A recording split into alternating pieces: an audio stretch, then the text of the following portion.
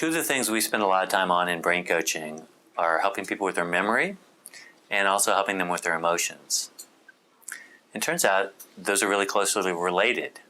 Most people don't realize that the very same techniques that you can use to improve your memory are the ones that you've been using to have your emotions negatively affect you, because you've been remembering things from the past that continue to bother you. So you already know how to use your memory well. The relationship between memory and emotions goes like this. First, you need to understand how you would improve your memory. So I'll give you a real quick memory course. There are three really significant factors in remembering things. First is story. It turns out that the brain is wired to be able to remember things better when they're in the form of a story. That explains why all the wisdom cultures for thousands of years use stories to communicate what's really important.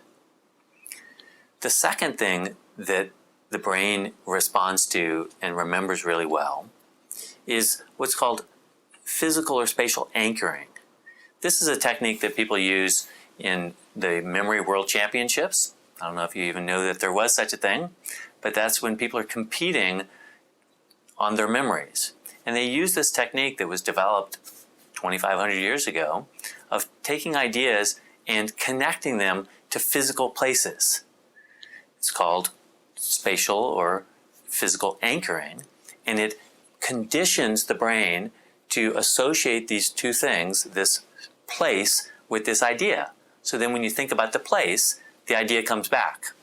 So that's one of the ways to improve your memory. For example, I memorize my grocery list every day just to keep my brain working, and I can remember 30 or 40 items without any problem, because what I do is I connect each item with where it is physically in the grocery store. And so then when I get to that place in the grocery store, my brain has connected those, we call it anchored or conditioned, and then I remember it.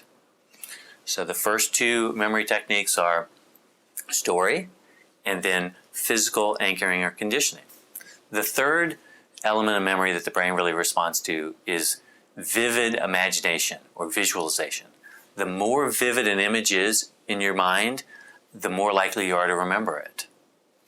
So if you want to have a very quick improvement in your memory, you would pay attention to how you tell stories, how you connect facts or ideas to places, and how vivid your imagination is.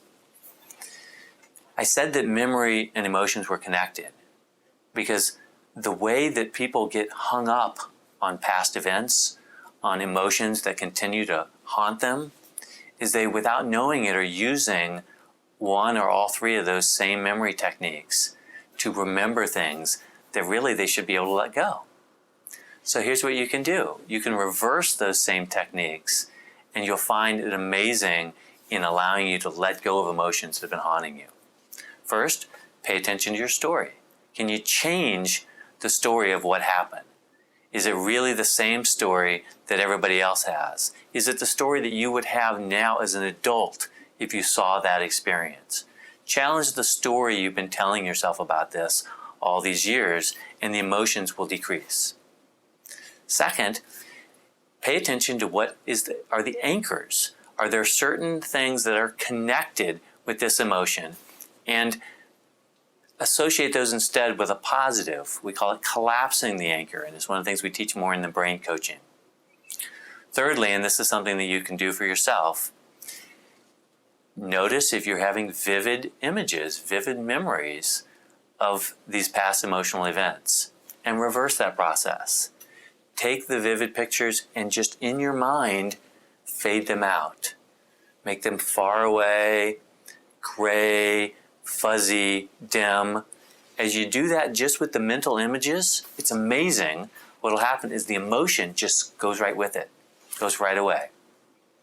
So that's the basis of some of the work that we do in our brain coaching in much more depth to both improve your memory and decrease the impact of old memories, to get rid of the old negative emotions?